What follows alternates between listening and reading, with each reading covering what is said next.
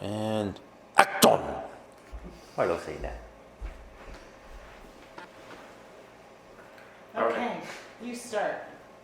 This is Oscar Wilde, Shannon and Orr's most excellent movie adventure through the halls of Hollywood. That's good, huh? So anyway, we will review today Jezebel. Now, the truth be told, I think Jezebel is 1939. We started to do, what was it, not The Lost Boys, but Boys Town. And it was just so cliche, so overacted and boring. And not, we stopped. Couldn't even make it No. through. Couldn't even make it through. It had Mickey Rooney in it. That was great. It was, we were all excited. We couldn't do it. So a third of the way through, we gave up on Boys Town and we decided to watch Jezebel. And I'd always wanted to see something with Bette Davis in it because of the song by Kim Carnes in the early 80s, which were my formative years, about Bette Davis' eyes. So anyway, we decided to watch Jezebel. Now I'll let you start with the story. Well, and this is the 11th Academy Awards, by the way. So this is based in the 1850s, in the antebellum era, which I don't really know what that is, but don't go into it, Mr. History. And Julie, played by Bette Davis, is a socialite with a personality, a very aggressive, kind of self-serving personality. She's engaged to a banker named Preston Dillard, and she loves Preston greatly, but she also likes to present herself in very unique ways. And he's a banker, and he needs to be pretty low-key, and she is not low-key. She insists on wearing a very, very loud, very ostentatious, and very not subtle. Right, it's the ball. Suspect red gown. Because you're supposed to wear virginal right if you're at this not married. ball, yes. At this ball. And so he's just devastated, but he takes her, and she sees immediately that she is definitely out of her comfort zone, and she shouldn't have worn the red dress. So, but he forces her to dance with him and wear the red dress while wearing the red dress, and all music stops. The orchestra stops playing because it wasn't right for her to be dancing, but he forces the orchestra to continue and forces her to finish the dance. So they walk home. She realizes that she shouldn't have done that, and that was very wrong. But that breaks off the engagement that they had, and he says his goodbyes and leaves. We got to backtrack because there's this guy called Buck, and Buck is like a suitor. He's a former suitor of Julie, and he's also like this cavalier duelist, and apparently he's just a really badass when it comes to dueling, and wins all of his duels, and has done it many, many times, and always, come out victorious. So there's this undercurrent there. So we'll finish the story.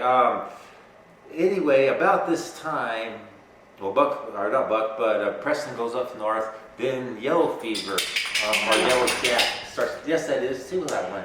She locks herself up for a year because she's very sad and she doesn't want to see anybody socially. So nobody's in the house for about a year. And then she, right. And so then she hears that Buck is coming back. Preston, and she opens up the house, and now yellow jack comes and the yellow fever comes. You're absolutely correct, my love. So anyway, if you have a lot of money, you can leave New Orleans where they're having this, pandemic of yellow fever, and you can go to the country to your other really big and glorious house. Right.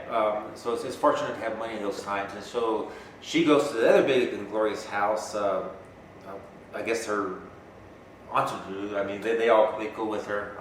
And about this time, Preston comes back, and she's all excited, and she decides she's going to apologize. She's going to make everything right with Preston. All is going to be well with the world.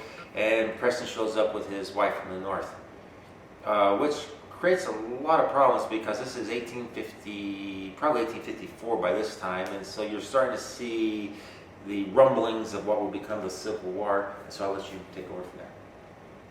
No. Oh, you want me to finish it? Yeah. Okay, so we have Buck is out there at the house, the duelist and the former suitor. Preston is there with his wife. We're talking about the oncoming problems with the Civil War. Yellow fever's raging in New Orleans. And Julia kind of starts to play off Buck the duelist against Preston, who has arrived with his wife, and she's all upset about that. So anyway, Preston's younger brother, Preston gets called off to fight the yellow fever and doing some banking business in New Orleans. So Preston's younger brother decides to defend the honor of the northern wife by challenging Buck, the experienced duelist, to a duel. And so they hop out there, well, not at dawn because Buck wants to have a few drinks the night before. So anyway, about 10 o'clock that morning, they have the duel. All you see are 2 puffs of smoke after they walk off the obligatory paces, and you don't know what's happened. Until a scene or two later, when the brother comes in through the door, much to everybody's surprise, because he actually shot Buck. So now, we are going to shift back to New Orleans. Julie wants to get back. Because Preston is, he's out there mixed amongst the plague-infested New Orleans. This is when everything just kind of falls apart with the plot and becomes terribly unrealistic.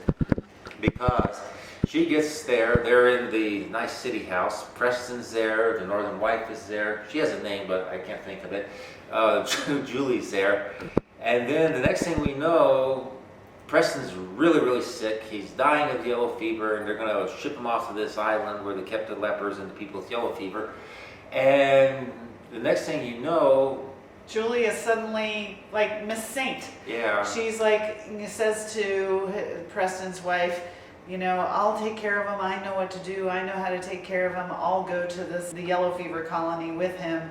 And the next thing you know, they're on this, like, the back of this cart in middle of the village or the city, right? He's on his deathbed, and she's riding along with him, Julie, to go off to wherever. Leper Island. Yeah, and that's the end. It stops. That's it. Credits roll. It's so bizarre.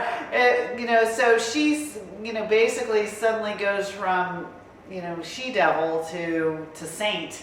And the northern wife just steps aside and happily lets her go off with her husband. Yeah, that's the end of her. And that was it. She just basically saw the wrongness in her ways and decides to become an angel and save his life.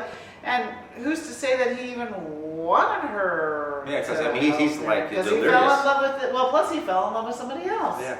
He was done with her. I completely couldn't buy that. The only scene in a movie worse than this redemption is when Darth Vader turns good at the end of the Star Wars first trilogy. I hated that too. Yeah, well, and then, believe it or not, she won. She was very good. She did well. Was good. She was good as this weird character. Mm-hmm. So her acting was great. Her eyes were gorgeous. She's beautiful. And she won Best Actress this year. She was nominated for Best Actress. And Best Supporting Actress was her aunt, who had brought her up. And so she's always like hanging around the background, but I don't think she really had a lot of a role. So winning Best Supporting Actress just didn't make any sense to me. Must have been a weak category that year. Or something. They were not. It was also nominated for Best Picture, Best Director, and I don't remember what the Best Score or something like that. So God knows why, because it was really a crappy ending to it. Could have been a decent movie, I would say. I think the next movie that we're going to watch, which we have already watched, and we will review at a later point, is going to be Gone with the Wind, which had a significantly better ending. Mm-hmm. And it surprised me, actually. And we'll talk about that in a minute. But just one last piece of trivia. Fun fact. Yeah, what's your fun fact? Oh, the fun fact is that I guess they were casting this movie simultaneously with the casting of Gone with the Wind, which is going to actually, win next year. And Bette Davis really wanted the part of Scarlett O'Hara, and of course the part with the Vivian Leigh. So this was kind of, I guess, her consolation prize. Yeah, it was. So for her to win Best Actress was this year was actually good for her. And I'm not sure who's more dislikable, her or Scarlett, but we'll talk about that in the next. Right.